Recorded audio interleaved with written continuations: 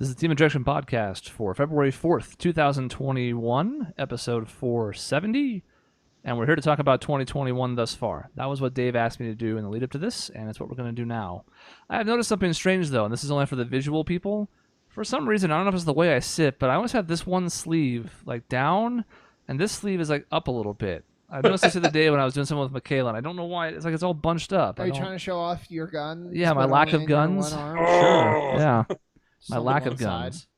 Yeah. Anyways, welcome to the show. It's been a busy 2021 so far. Obviously, we're not surprised by that because we knew 2020 was a long-ass year. And amazingly, when the calendar turned to the new year, it didn't just flip a switch and make everything all better again all of a sudden. Maybe it's not tied to the year. Maybe things are just bad all the time. Maybe they have been since like 20... I don't know. 20? 13? You mean the year 20? No, yes, like my whole life pretty much sucked. Yeah, we're here to do our year-end review of 2021 because it's already been enough to fill a year, right? Sure. Why not? You know what else didn't magically flip the switch either? Joe Biden being president didn't just fix everything. I can't believe it. What happened? I'm as shocked as you are, to be fair. Yeah. Well, to be fair, I mean, it was never going to work with the way the transition happened. It was going to be hard enough without it, but with the all the obstruction and all of that, yeah, I mean, it's all bad. We have vaccines, but they're like losing millions of them. Well, that's actually, I think that's a good jumping point, Shaun. I got to hear your vaccine story. You said you were going to document this on last week's episode. So I don't really have a vaccine. So I mean, not one that's going to help anyone. I went to get a vaccine. It was in a blizzard in Flagstaff. I barely made it to the goddamn place. I was following some idiot. And I mean, maybe I'm an idiot for following them, but they made a wrong turn. I was like, I don't think this is the way to go. But clearly they know what they're doing. They looked very confident in their Subaru. So I followed it. It was the wrong way. But it was really weird because the shot was all in your car. So I got out and I went to their little like mobile lab thing and I was like, I'm here. They're like, cool, go to your car. We'll come to you. Yeah. And I was like, oh, do I need to check in? They're like, no. It's like, okay. It's probably the 80th time he's answered that in that hour. But yeah, so you just go. You sit there forever, and then like someone comes around and you're like, thank God, and they're like, hey, we're just here to take your name, and I'm like, it's Shaun. They're like, okay, and then they leave, so you sit there for another forever. But the people giving the shot were really nice, and it didn't hurt, not yet, not the first one. It shouldn't. I've had shots that have hurt. This was not one of them. Arm was a little sore, but nothing bad after that. It's the second one I've heard that really just knocks you out. Fever and body aches and everything.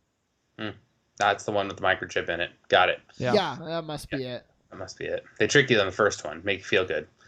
It's interesting hearing just different people's experiences with it. My mother-in-law went to get hers last night. They left the house to go down to State Farm Stadium, which is about 15 minutes from my house, and left the house at 8 o'clock and were home by 8:45. Yeah. Wow. From all accounts, everything in Phoenix is great. Yeah. Unfortunately, Maricopa County only represents a certain percentage of Arizonans. There are others, especially in the more rural areas like Flagstaff. And, of course, we have one added complication, and a few other places, Yavapai County as well, where some people had to go through the snowstorm, like Shaun, as he mentioned. We had really awful weather, and they didn't get their appointments rescheduled. And some people did, and for them that was almost worse because now it's like, all right, this was your one window. You happened to get a sign-up when it was open. Now your one opening is gone, so now what does that mean? 4 weeks of delay before you get shot one again, and then you have to wait another 3-4 weeks for shot two? So either way, it was like a damned if you do, damned if you don't. Either you had to travel through the shitty weather, or you had to reschedule your appointment for another month later because of it. Yeah, and that's a good point of when is the next one? Because, again, like, I just imagine it's like, hey, Jim, where's that shipment? And Jim's like, I don't know. They're like, damn, Jim. There's 20 million vaccines. What do you mean? What do you mean you don't know where it is? They just lost it. I don't know if they found them yet or, like, what happened. What kind of clerical error leads to something of that magnitude just being like, I don't know, man. The supply chain is It's like you gotta like take a page out of Amazon's book. It's like, come on, figure out this supply chain. Make sure you know where it's going, where's going where. Basically, Yeah, hire Amazon to help. They need the support. they need the money. Come on, create jobs. Hey, Bezos is gone. Maybe they'll be better now. Probably not. I did hear a good bit of news from Arizona, at least. They said that out of the hundreds of thousands of vaccines that have been given already, 0.5% had to be discarded for, one reason or another, which is unbelievably good as far as a rate goes. Normal, acceptable vaccine rate of having to get rid of them is like 5%. Correct. And we were at 0.5%, which is fantastic. Yeah, we had some people kind of questioning that story. We put it out this afternoon when the news broke about that, and all you need to know about it is that Will Humble, who used to be the state's health director, was also supporting the idea that, like, yeah, that's actually a really good number. You see the number of vaccines. You don't look at the percentage of the vaccines. You see the number and you go, oh, my God, they've wasted like 100,000 vaccines in the state. It's like, yeah, but that's a tiny percentage of what they've had, and some of that's to be expected. Maybe they're damaged. Maybe there are issues with them. So they were doing a good job of reassuring folks. So at least in this state, it hasn't been too bad. Obviously, not every state has been so successful. And even with that being the case, in Arizona, for the people who listen who are not from here, we have different phases. That's pretty much true of most states. They have the staggered rollout. Here, we have 3 different groups represented. Shaun's in phase 1B priority for reasons that are not entirely clear. Sorry, Shaun, love you. But it's because he works for the university, so everybody who works for the university was included in that, even though some of them don't interact with students at all. I'm in phase 1B non-priority because I'm an essential worker. My line of work puts me in contact with a lot of people sometimes. We've made most meetings virtual, but still I see more people than most would. And then there's Dave, who's stuck in I'm a regular schmuck in phase 2, which is after 1B priority, which is after 1B, which then is followed by 1C, and then we get to 2. So maybe in the summer Dave might get his shot. Who knows? I'm thinking I don't even have a number assigned to my phase. I think I'm in phase Z. Like, I go through the numbers and then to letters, and then I'm at the end of the letters because I'm a white male, age 18 to 45, who's in pretty good health. So maybe if they have some left over in like one of the beakers that's shattered on the floor, they can sop it up and inject you with that. I have a feeling to get my first shot, I'm gonna have to literally trip and fall into one that happens to be just pointing up in the air. Yeah, you gotta start drinking chlorine. Hydrochloroquine, of course. Yeah, it's finally time. I actually don't think there's a story of anyone who's tried that and it's ended badly. So no, not in this state even. Well, so I know our governor has. This is so Arizona centric, which is funny. Like our listeners in Brazil are going to be like, "What's in Arizona?" But he's petitioned for a bunch more vaccines. And they were like, no. And I think that's so funny because it's like, yes, okay, I know that we were the worst state and we suck and we didn't take this seriously, but come on, can we just maybe a few more, 7 times the amount that you've sent? Can we get that our way? And what's funny about that is our vaccine rollout has actually gone pretty well. If we had more supply, it would go even better. Yeah, correct. So maybe we shouldn't have fucked it up for months. And we could be in a good position. Yep. Yeah, the vaccine rollout's going well here. There was another piece of good news today from the AstraZeneca shot, in that they're actually seeing it's early, but it looks like early results are saying that it's reducing transmission, which is not something that's for sure happening with either Moderna or Pfizer yet. It's too early to say. So it's not like it's not happening.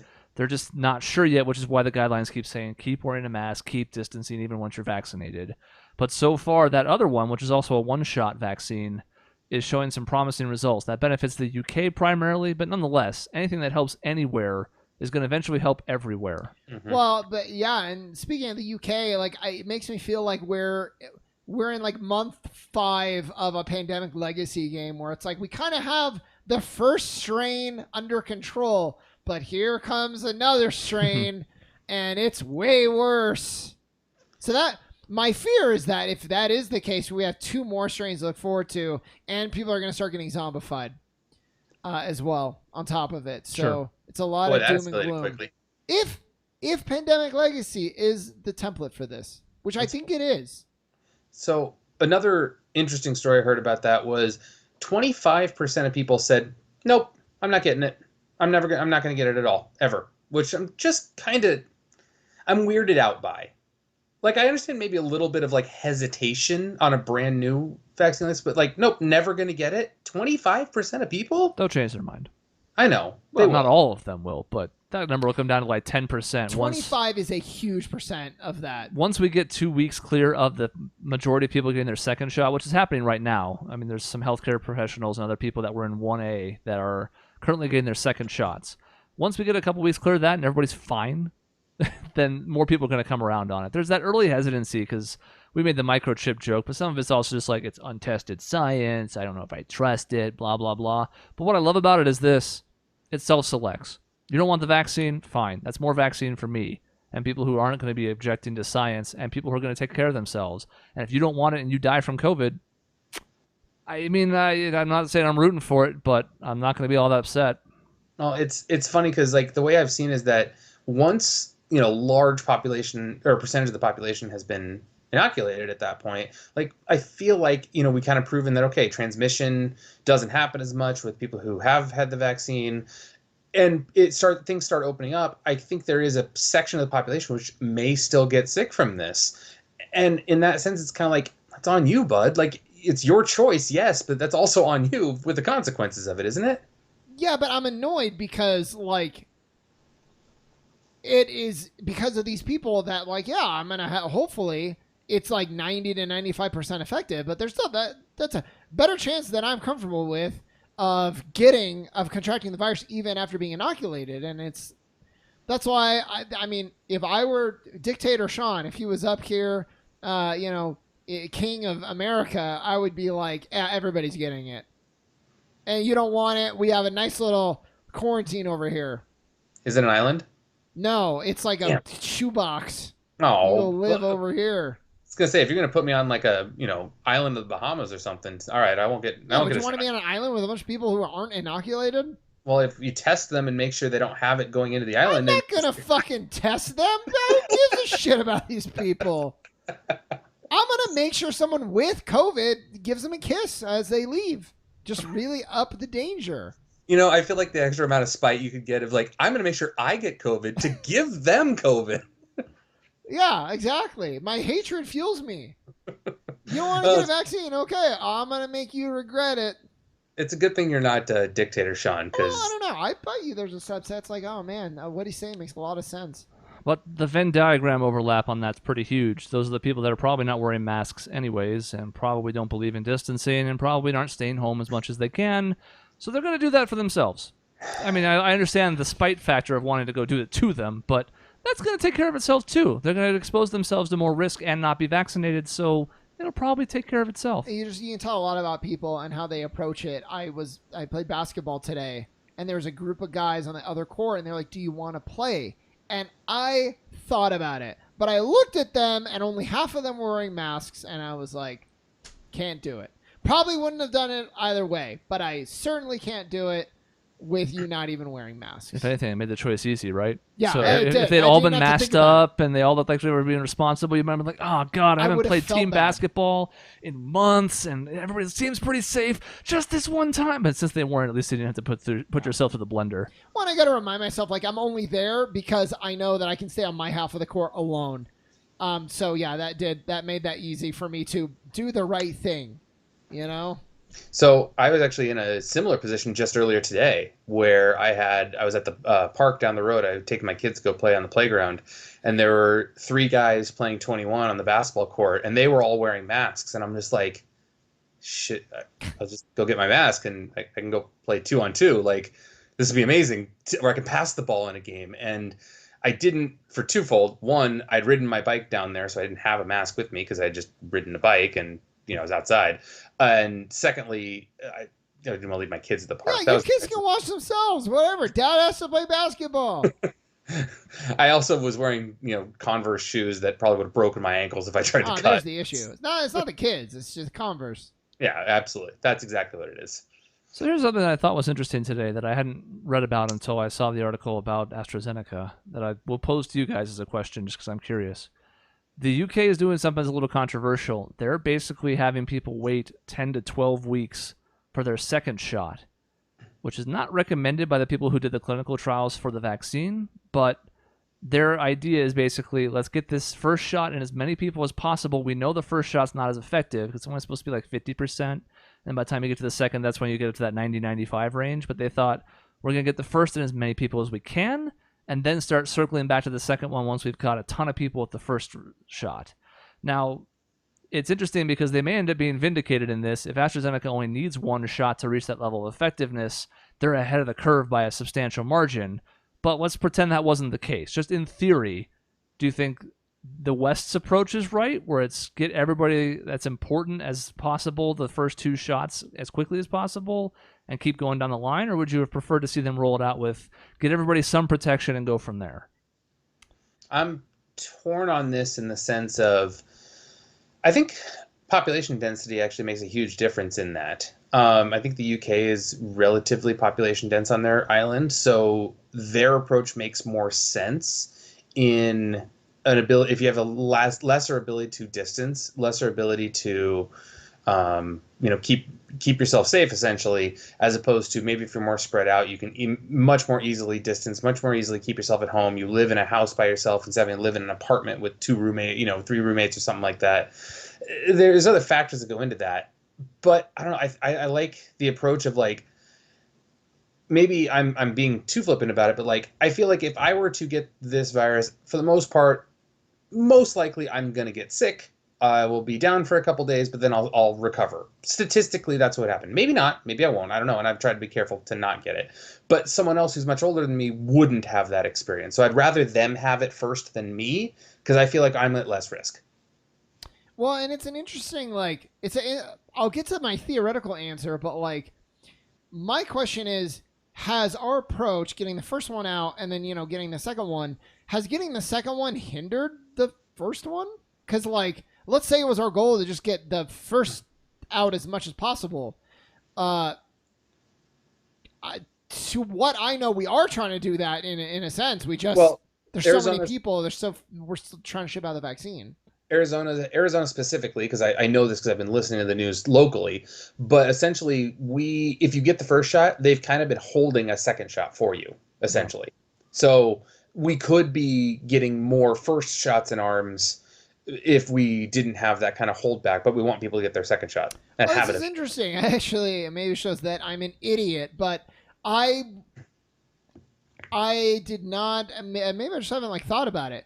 I assumed that there was a difference in the two shots. It's the exact same shot twice? Mm-hmm. I thought that too. That confused me as well, because there were stories here in Arizona where people were doing ride-along, essentially, where they would go with someone who was an essential worker, and they'd be like, okay, well, I'm here for it too, and give them a shot, right? It's like, they'd just be sitting in the car with them, like, all right, well, get everybody in that car, even though grandma is the only one who's actually eligible for it.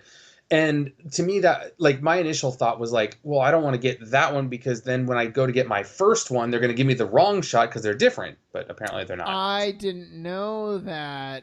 Yeah. So with that said, there has to be like a mathematical approach, right? Like, is it better to get 90% effectiveness in like X amount of months versus 50%, but in a much longer span? Like, if you're just speaking from a math term, I don't know the answer, but I'm just. And I think I take our approach. I mean, at this point, it's a moot point because it's happening, right? But like, to me, it's probably more important to get the people, especially the healthcare workers, because God, their life's been hell for 10 months, to make sure they're safe because they fucking deserve it, and then the elderly. If those are the two core groups, now I think there's definitely some wiggle room once we start getting out of phase 1B. And we start getting into this back half where Dave exists, where it's like, okay, now at this point, we've got the at-risk people, we have the frontline workers, we have the emergency personnel, everybody who's vital has been covered. Now, is it better to just get it in as many people in the general public as possible, or just keep finishing them off as we go in groups and just go through it that way? That, to me, is an interesting debate. I think what we've done so far is fine, just because, again, that's at least some assurance for people who have been working in the face of this for months and luckily have not gotten it, or a few who have. The other thing I don't know is, like, if you catch it and you were inoculated, does the vaccine help make it lighter at all? Has there been any correlation to that? From everything I've heard, essentially what they know of right now, and this isn't fully vetted just because we don't have the large sample size, but if you were to catch it after you've been inoculated, theoretically you could pass it on with it as an asymptomatic carrier. Like you just won't get any symptoms because you've had the vaccine.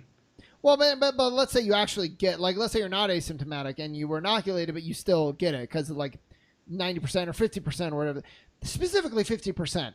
So I guess what I'm asking is, if you get it at 50%, the first shot, and you get COVID, does it help you beat it? Is there like a percentage improvement of people who have been inoculated but still got it compared to someone who's never been inoculated? Does it make it less severe?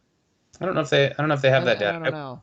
I would think so, but and that would matter too, because if it's not just, okay, you have a 50% chance to fight it off, but then even if you get it, you're in a much better position to then have your immune system respond. Chris, get Dr. Fauci on the phone, please, and let's get him. Yeah, I'll get the red phone ready. Yeah. I'd like to know this answer. Yeah, I don't know if we have enough of a sample size yet, unfortunately, as Dave mentioned, because, again, I mean, there's so many people in the vulnerable group. Most of the healthcare workers are done at this point. They were all 1A. So, like, that phase is pretty much over with. They're still able to get them if for some reason they missed it, whether, appointment was canceled or something came up or whatever. But we're in 1B priority now. But I know for a fact, because we just have a story on this coming out in 2 days, Thursday's Daily Sun, about how there's a new place for vaccinations opening up in Flagstaff that's catering to senior citizens. Oh, nice. Because even though we've been at 1A and 1B for a while, 1A included, I think, 75 and older, and 1B, they just made it 65 and older a few weeks ago. There's a lot of people in that age group that haven't gotten it yet. And what's one of the reasons why? Well, before the one that opened up in town today, the only other way you could do it was through Fort Tuthill, which is just south of the city, and to do that, you had to make an online appointment. I was going to say... Guess what? The core constituency of the age group that's most vulnerable is not particularly good at, if we're speaking in generalizations. There ain't no way in hell my grandparents would have figured that out. Courtney had to do it for her mom. Like, I mean, Courtney took literally set up the appointment, drove her mom there. Like, her mom wasn't doing it by herself, and that's fine. But I have one grandma who's computer savvy, so she would have been just fine. She would have been on top of this stuff, and I think she was. I actually don't know if she's gotten her first one yet, but I know she was getting close. I have a grandpa who uses a flip phone still. So, there's a big time gap as far as institutional knowledge when it comes to signing up for something on the internet. I love your grandpa, though. Yeah. So all of that is to say, there's still a lot of people that we would be interested to see what the case was there that we don't know yet. Because some of them will get the first shot, and then some of them will get COVID, and they're the ones at most at risk of dying. So does this reduce that death rate in them? I would certainly hope so. And if that's the case, that would mean good things going forward for just trying to get it in as many arms as possible. Mm-hmm. I know double masking is the new fad, and I kind of like it. When I've been in situations where I felt like I'm more at risk than usual, that's something I've been doing. Like, I do the thinner surgical mask under, like, my Under Armour Better mask, and I've liked it. It's not that bad. I'm trying to think of situations where I've been around a lot of people, and the grocery store is about the only place I think I've been that actually has people in it. Like, places I go, I don't go anywhere with people in it besides the grocery store. It's about it. I'm not even that. Like, when I visited family for Thanksgiving, even though we kept our distance and all of that, I definitely double masked there. But what I love is twice the masks is going to be like double the amount of people fucking wearing it wrong. 2 masks pulled down. It's like, what are you doing? I gotta, okay, you set off something on me. I see, maybe I'm the weird one, but like, if I have my mask on, it's over my face, like over my nose, over my mouth. And if I want to take it off, I grab it out of the ear loop and take it off. I have never pulled it down, ever. It's uncomfortable to pull it down near my chin. Why would you ever do that? To me, it's uncomfortable and it stretches it out. And then I spent $30 on my mask, so I don't want to rip the thing or get it all stretched. Yeah, if it's a surgical mask, you risk it tearing or ripping or stretching in a weird way. And the cloth ones, again, like, it's meant to fit snugly here. When you pull it down underneath your chin, you're stretching it beyond what it's meant to. So then, like, I can sometimes shrink them again when I wash them, but otherwise, it's like I've done that a couple times just for something quick. Because otherwise, I'm like you, Dave. I take it all the way off. But if it's like I need to make a quick call or somebody can't hear me on a phone call and it's important, like it's news and we got to go, I've done that on occasion. It feels terrible. And even so, like, if I want to keep it on, I just let it hang by one ear at that point. Yeah, I've done that. I don't know. And maybe I'm lucky in the sense that the masks that I've had, Courtney has made me masks. She's sewn me masks. So I've had ones that are literally custom made for me. So I'm fortunate in that sense. Like number one dad? No, they're Courtney's Phoenix Suns. Like, man. I have like literally 3 Phoenix Suns masks. It's fantastic. With her. God, That'd be a real weird thing for a QAnon supporter to wear. If I ever had to wear I'm with her mask, I just like, here, That's take the great. ring I think out. you should. I'm I done. think I just gave Courtney some ideas. Man, but the amount of people that wear them wrong, it drives me crazy, especially when we're working out. You're there. People take them off completely. People pull them down. People leave the nose exposed. They pull them off. Every once in a while, if you're adjusting or whatever, you pull it off for like a split second, get a breath or whatever. Yeah, people just holding it, just breathing.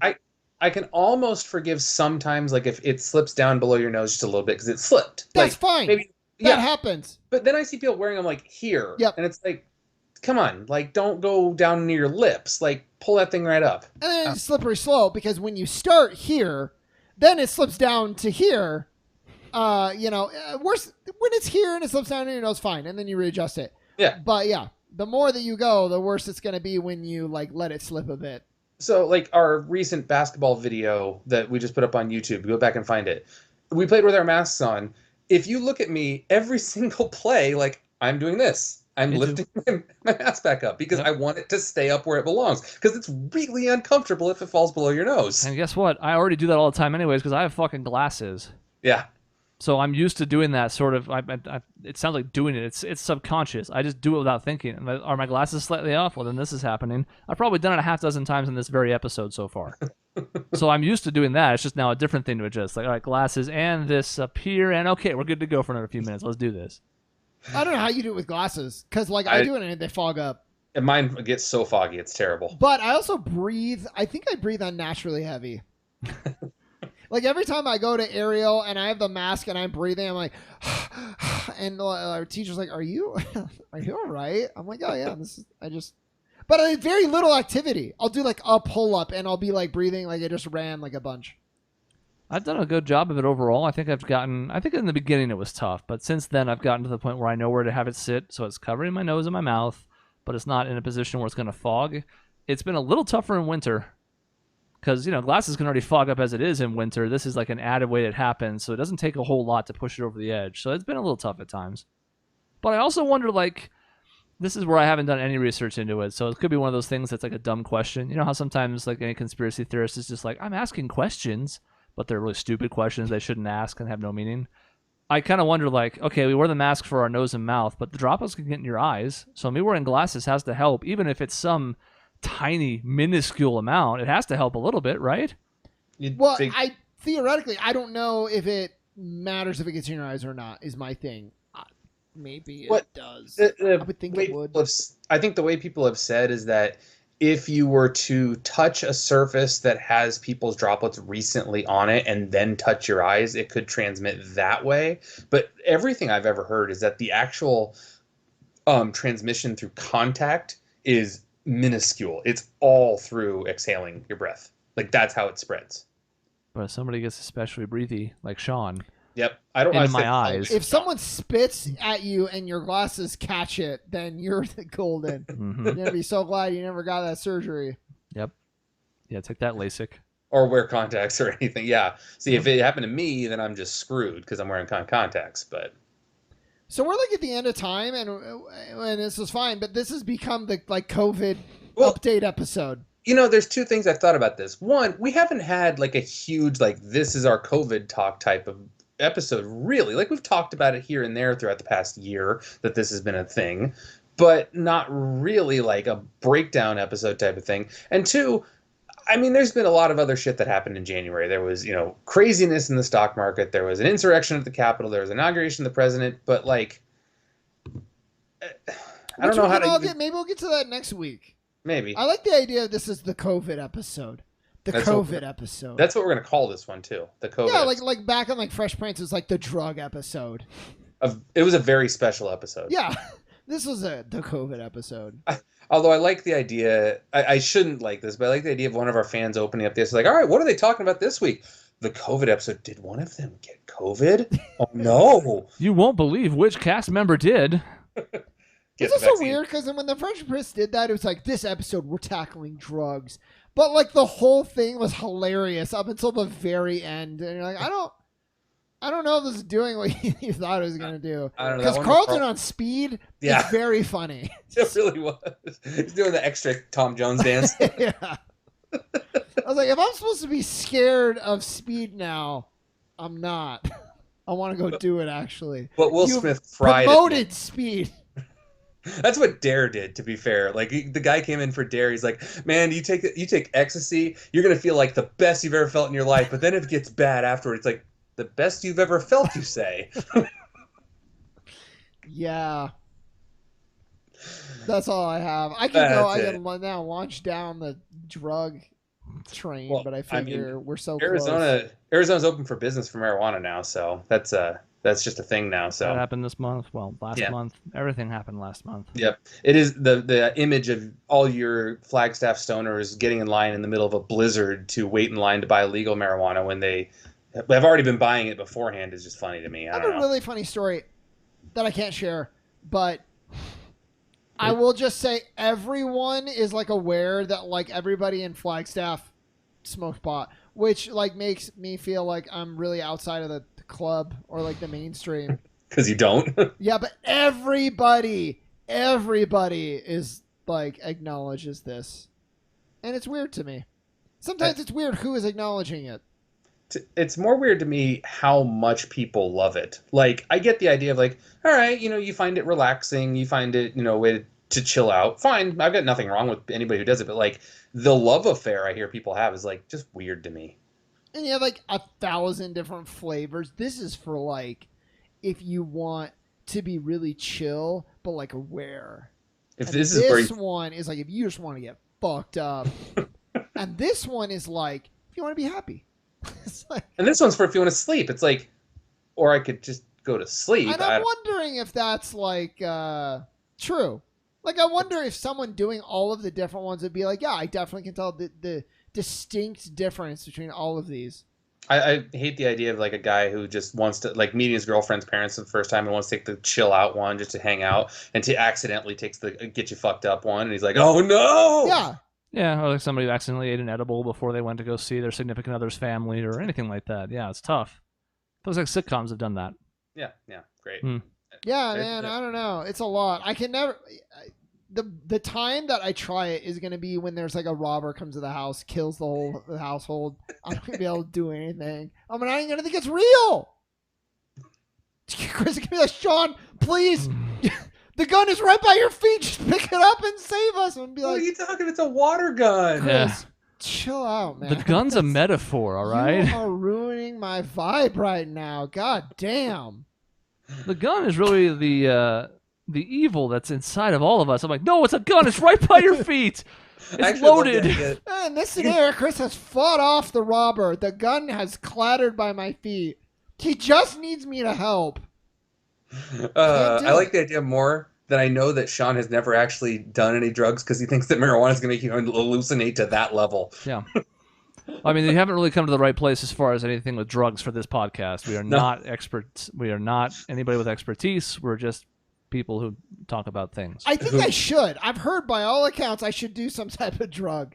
I have. Like, as a writer, it's like, you gotta get messed up. Yeah, get some Hunter S. Thompson shit going. It's never gonna happen. No. I mean, I agree with them. It probably should happen. It's just not going to. It's just not going to. For those reasons, because I'm paranoid. I'm weird. Alrighty, well, that's the end of this episode. Had to keep it a bit shorter. We're recording this late on a Wednesday night, which is unusual, but had to be done this week, mostly because of Dave. I had a hot take, but I'll keep it for later. I just wanted to contribute to that segment for once. I only had the one that one time, and that was impromptu. But I'll think of a hot take for next week. We'll do hot takes. Okay. It's pretty evergreen, so I'm not worried about that. It wasn't like something that just happened. It'll apply just the same next week because I won't have told anybody to stop doing it. Excellent. All right, that's the end of this episode. In between shows, you can find us at our website, objectionnetwork.com, or on youtube.com/objectionnetwork for new videos 7 days a week, including the basketball video Dave mentioned. It did post. It's from last Sunday. Go check it out. It's riveting. We'll see you next time.